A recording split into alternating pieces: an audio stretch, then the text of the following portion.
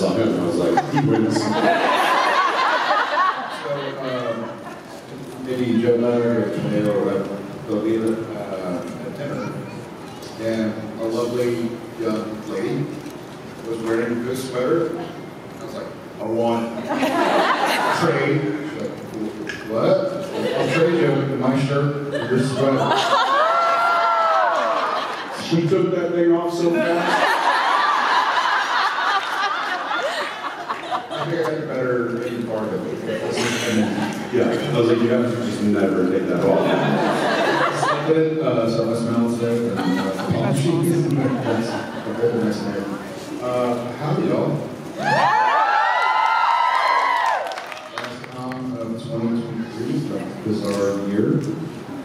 That's been a weird year. Yeah. Quickly, I hope no one in here was adversely affected or knew anybody who was in the path of the tornado that basically got out of here. How much damage? Yeah, the damage there was. So our love and our hearts go out to Tennessee and those who have lost homes and loved ones. So I hope everybody here years will say this. All right. Beyond that, that's all I can go really quickly. So I'm going to go ahead and start questions. Hi, my name is Abby. This isn't really a question, it's more of a statement. In Chicago this year, you guys were talking about the Make-A-Wish person that came to set on Supernatural, and I really connected with that because I also had a Make-A-Wish trip when I was 10. I went to Disney World with my family, and I know how impactful those trips are for kids who are chronically ill, and you guys really helped that girl, and there was so much joy. I just want to thank you guys for that. Thank you. Thank you.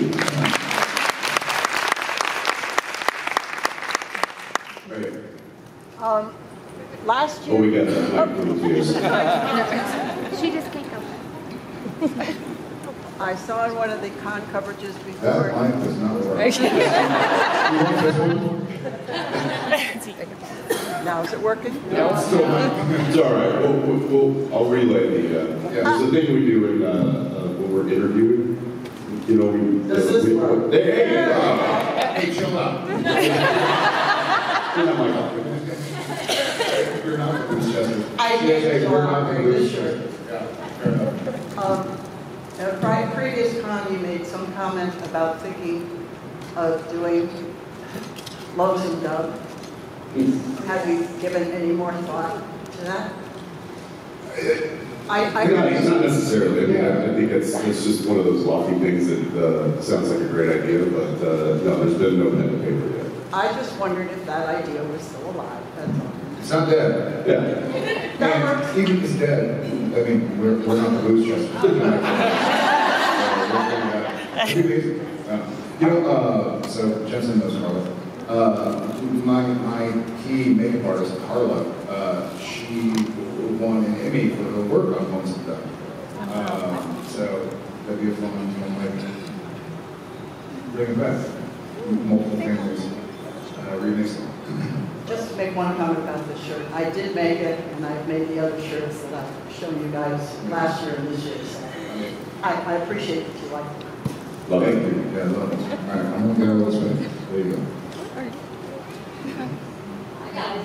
So, the question for Jensen, when you were on Big Sky, did you ever get a chance to sing with the other jam sessions when you So yeah, one time, she and I didn't work together a whole lot. Kind of had separate storylines, but we did overlap one day, and it was a night shoot. It was really cold that night, and while they were setting up for another shot, we were sitting around the heaters and stuff in our cast chairs, and I was like, this was my first time that I kind of had her, to myself. So I was like, let's see. There's so many questions I could ask her, but one, I I said, you know, I got to tell you, my favorite song of yours is How Blue. And you guys have never heard the song, it's a great song, but there's a person who sings harmony in that song, and I was like, I gotta ask, is that you singing the harmony on top of the melody? And she goes, fun fact for you, that's actually my sister. I was like, what? And then she goes in and tells me this whole thing about where they recorded it. It was outside Nashville in some like renovated church or something. It was a studio. And anyway, we got into this conversation, and then just out of nowhere, she's like, "Here, you sing the harmony. I'll sing the." And we just started singing. And I was so nervous. I think I didn't even run no height. So yeah, she's as charming and as lovely as you would hope her to be, and that was a moment that I really cherish. That's good. Yeah. I also love, in my head, if I'm playing a scene, that like you've been on the show for 3 months, 4 months, and then finally it's like you're going to Reba, and you're like, hey, hold on. Yeah, cool show. He's here to break. So, you're Reba. Actually, in that, I think it was that same day we were shooting it, or the day, and it's when our characters meet for the first time. And I reach out my hand and I say, hey, Bo Arlen. And she says, Sonny, what's her last name, the character's last name? Sonny Barnes, that's right. She's like, Sonny Barnes. Well, on like the 4th take, we kind of float the line or something like that. The director says, just go back to the handshake. And so I'm like, okay. I'm like, hey, Sheriff Bo Arlen. And she goes, hi, Reba McIntyre. And there was like just a quick pause, and everybody was like, no, I don't think that's the And she goes, oh, shit. She's awesome. All right, Hardback, White Sweater. Good enough. Okay. Your hand was up. I was just stretching. Okay, so I think this might is right, but I've been a Packer fan since I was. Next question. I've been a Packer fan since I was born, and a couple years back, you ended up being our old coach, and I was just curious on how you were liking him, because we're not thrilled with him. Granted, we're not doing good any better than we were before, but... You were thrilled with it when you had it? Well... We're not thrilled either. I think he's doing good this year. He's doing all It right. was rocky at the end, like we Right. were rocky, like throwing on like third down and just 4 mistakes that should never have been made. Football knowledge. I think it was a little bit of a slow burn for us, but I think Dennis had he's turned around and he's positioned the team well this year. So And we're going to the Super Bowl this year, so it's going to be clearly, yeah. I was like, nervous now because we were Argos. Like, come on. Like, please. Where's your cheesehead? What? Yeah, where's your cheesehead? Where's your cheesehead thing? It's at home. I actually... Of course you have one. I actually brought my jersey, but then I remembered to play tomorrow, so I don't know if you want to see it or Fair enough. Great. Then all of us wear a new jersey.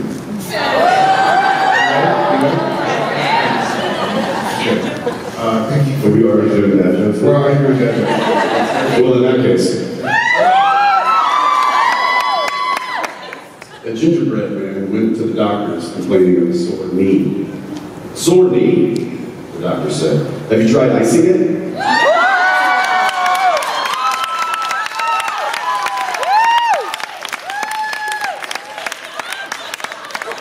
Tuck that away for later. I knew you were to read. Damn it. So a gingerbread man goes to a sore knee. Doctor goes, a sore knee. Wait, I know this one. You're off there and finish. That was my punchline. Have you tried icing it?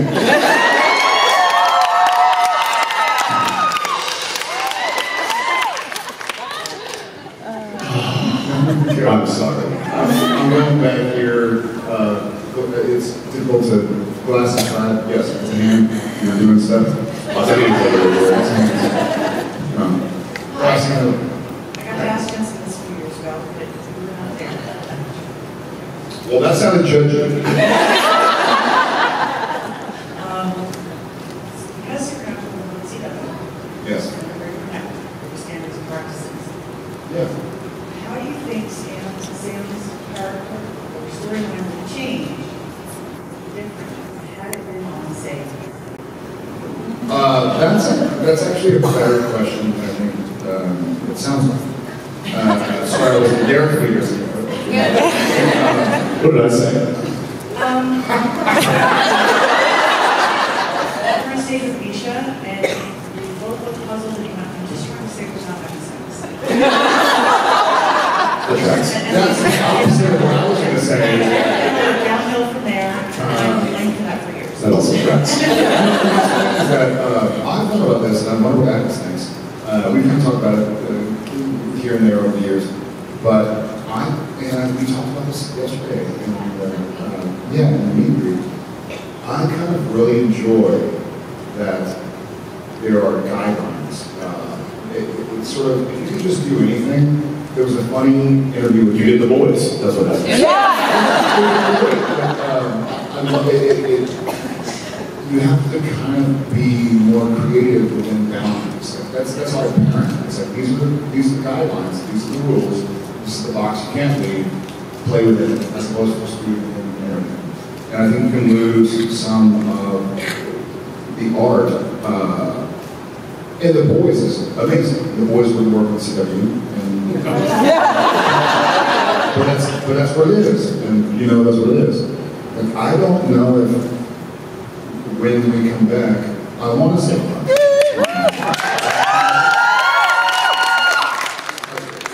it's going to be a discussion between he and I and him and among whomever else, but I don't know. There's something natural and universal, and I mean there were probably a dozen or 2 dozen children here yesterday that were running around naked or this and the other. It might not translate, and the parents wouldn't show that to their kids. Yeah, I don't know. I'm happy with CW, and also because we have y'all, and because it's CW, and they let us work through our growing pains. We did 15 years, and I think anywhere else, we would have been dead in the water. Dead in the water. I think if anything, it could be just maybe an elevated gore or like version of Supernatural. There was a lot of I don't think necessarily more colorful language or more skin or anything like that. I don't think that would really benefit the story necessarily. No. But I think what we could and couldn't show in regards to scare and blood and that kind of stuff, we had to temper that. So I think maybe we probably elevate that to an extent if we were on on a network or a streamer that allowed that to happen where there weren't standards and practices. But there were, we pushed the envelope. The writers definitely pushed the envelope. But one thing I remember is we couldn't say prick, but we could say dick. So they wrote an entire season with a guy named Dick Bowman. Hammer that home, and I think that was. We can say hammer as well. That's right. So it was like Jared said. There were ways of trying to push the envelope that would stay in the parameters that we had to, and those guidelines. And I think that as a show that was on a broadcast network, we probably took a little bit more of a risk and took some chances, more so than I think most network shows. And I think that was exciting for us. But I think if there were no parameters and we were able to do just whatever we wanted to, I'm not sure it would be that much different because I don't know that it would serve the story as well. Yeah, if the puzzle has no rules, then is it really a puzzle? That's a strange question. If somebody gives you 1,000 pieces of a puzzle, but anything goes anywhere, who gives a shit? If it's like, what's there? I love puzzles. understand. Stop placating him. Thank you for your question. Savona. Basically, mentioned in some convention that JD had a history of sex work.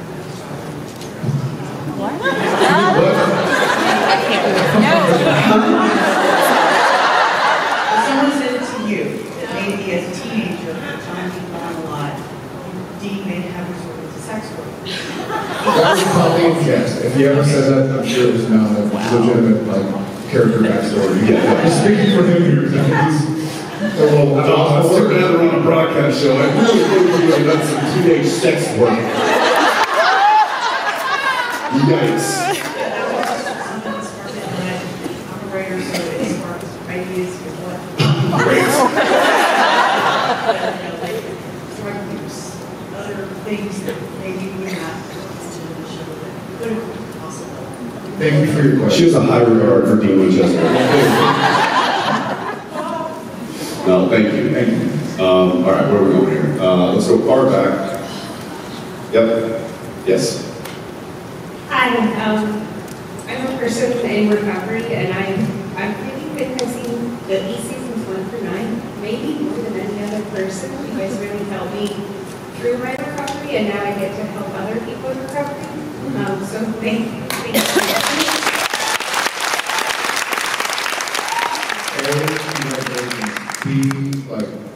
Why did we stop at 9? Yeah, Because I got better. That's when I started getting better, so I had to do other things. She's like, don't do this anymore.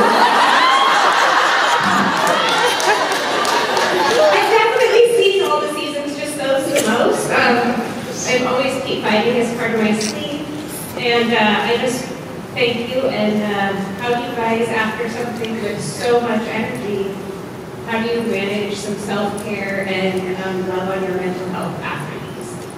Amazing. Congratulations. Bravo. That's not easy. My quick answer is yes, honestly. Like, I think I spent a lot of time continuing therapy and trying to better myself. And had a pretty great session on Friday with my therapist, which was great. And even these.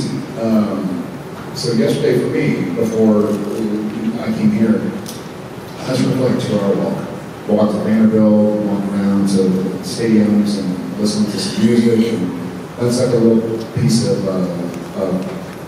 peace for me, and kind of quiet the brain. I find for me, I don't know about you, I don't know about you in here, but for me, I unfortunately right now I'm trying to perfect or get better at finding peace when I'm stationary, but right now I find peace when I'm in motion.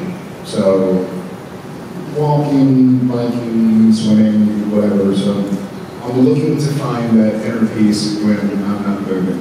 I'm working on it though, and I know it can happen. So. Yeah, I think just finding those moments, for me, I don't necessarily have to carve out a specific day or time or activity in order to, better myself. I just kind of quickly grab what, every morning I get up and I take a dog for a walk before anybody wakes up in the house. 6 a.m. I'm up and it's largely before the sun comes up. And so I'm walking in the park with the dog and I take him down the street and I just kind of let my brain do nothing, look for the deer, look for the birds that are starting to watch the sun slowly come up.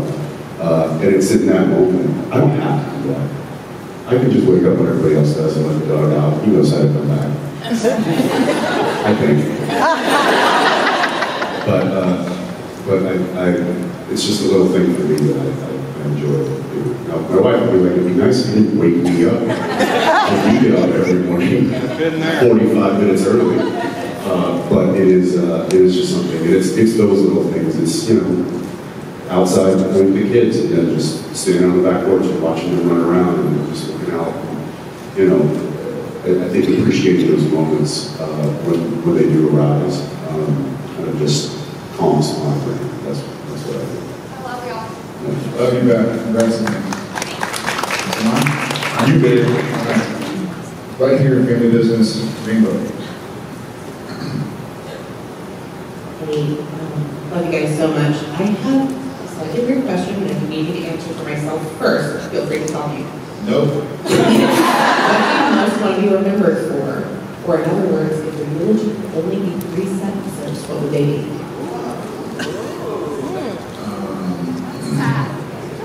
Being a light. Inspirational. Being a light. Yes. Being a light. I was going to say my big forehead. Being a light and being my bounce. So bounce is the term we use in filming where Who bounced the light? you don't want direct light on somebody because you just wash them out. So you shoot direct light at something and bounce it onto the subject of your. For 15 years, I never needed bounces because I just worked opposite.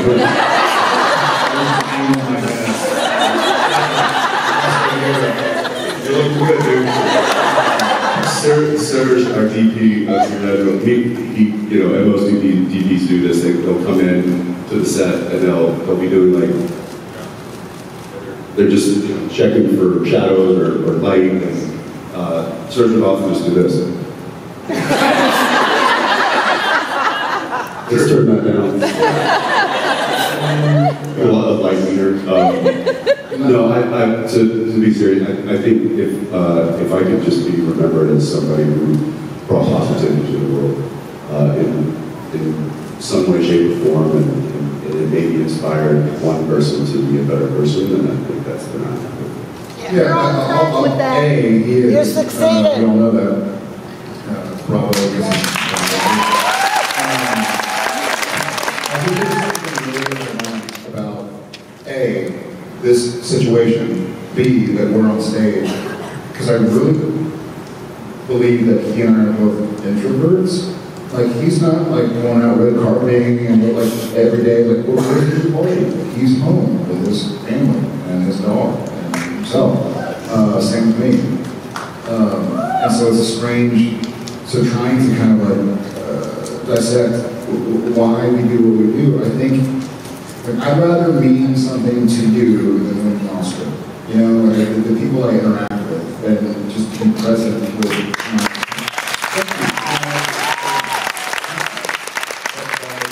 I don't know the 3 sentences, but hopefully, I would rather have 2 or 3 people be like, he fucking helped me, than 30 million people buy a ticket to my concert or something. You know, and not really give a shit. Which I love also about, you know, from Gilmore Girls to Supernatural to now Walker, in his journey, it was never like we're plastered on the billboards outside of Times Square or on every talk show.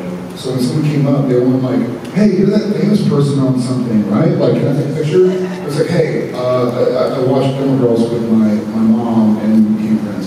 Hey, I watched Supernatural with my brother, and we like call ourselves Sam and Dean, and just like, hey, so that's much more meaningful to me than any award from somebody who's never met Melissa.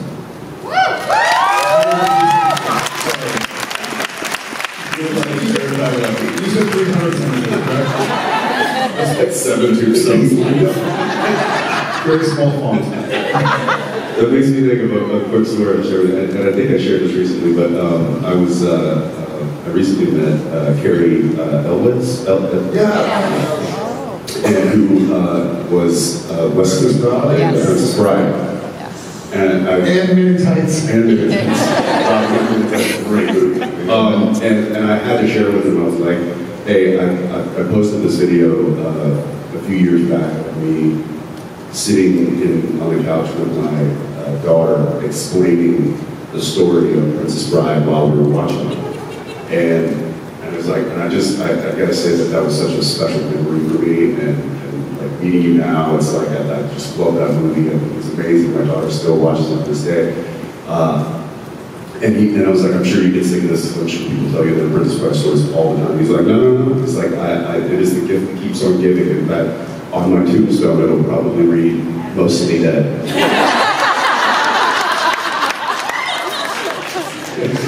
It's not that, he's mostly dead. Right. I like that fringe. Thank you. Very Reba McEntire. I love it. So my sister and I talk all the time that we're going to make bumper stickers with our mom's catchphrase on it. Okay. If you can make a bumper sticker with your parents' catchphrase on it, what would it be? Parents catchphrase? Growing up, it's predictable. You know they're going to say it. What is your What is my mom? mom's catchphrase? Did you pray about that?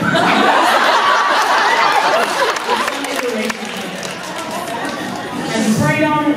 If it's gonna be a bumper sticker, then I'm gonna go with my dad on this one because he had 4 words that he basically said, if you do this, you're gonna be all right. Don't speed, don't kill me. All right. So, bumper sticker, sticker. Don't speed, don't tell me you should do it. That's gonna be like what I tell my kids. Jeez. No, I know what I'm talking about. I don't know that there's like a catchphrase. I probably have more catchphrases than my dad.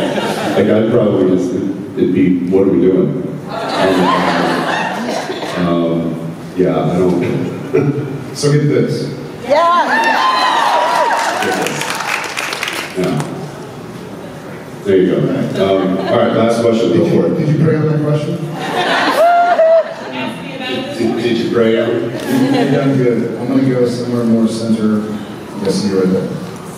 She has an anxiety. So, no worries, the same. Gotcha.